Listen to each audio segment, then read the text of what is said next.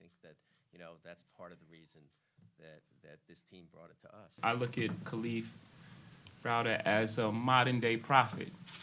And, just our history in documentaries, as I'm sure some of you know, we started with the Thin Blue Line. Some of our prophets, go in tragedy. Martin Luther King, it ends tragically, but what comes from it, the life and the next iteration of, and the lives saved, and how this young man has moved culture forward, is incredible. So before Kalief passed away, he stopped by the Huffington Post. We spoke with him. Kalief came to the office, and we met. I just wanted to give him words of encouragement, that I saw his story and that I'm proud of him for making it through and to keep pushing, and told me that he was going to college. And for me, this story,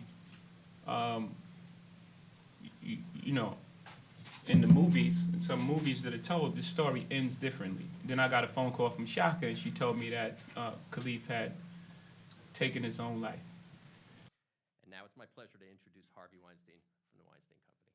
Harvey. Well, I want to thank Kevin and Shaq. And I know it's difficult for you and the family to not have him, to not be able to speak to him, but he's here. He's here today. He's here today, and he's done more in 19 years than a lot of us would do in a lifetime. So, on that note, I would like to thank you for bringing us Kalief's energy into this world, and I would like to introduce his beautiful mother so she can speak, and I want to thank all the people involved with us telling this very important story. Thank you. I'm very glad to be here today.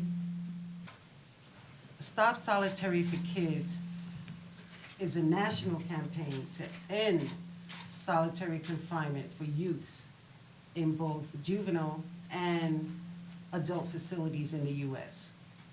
This is a very important organization, and I'm very thankful that this series is aligning itself with this work of this organization. It's an awesome organization. What is it that you hope people take away after watching this from Kalief's story? It's to you. Well, just that this young man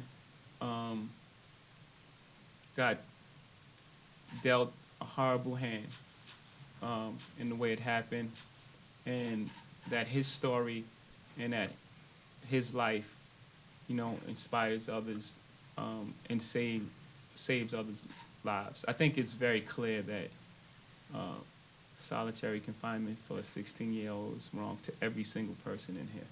I think that's is inhumane. It's inhumane.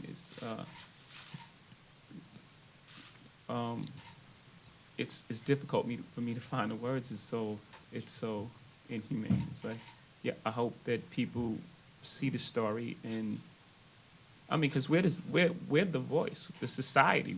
We affect change. We can change everything. It's us. It's our voices. Our voices are stronger than ever.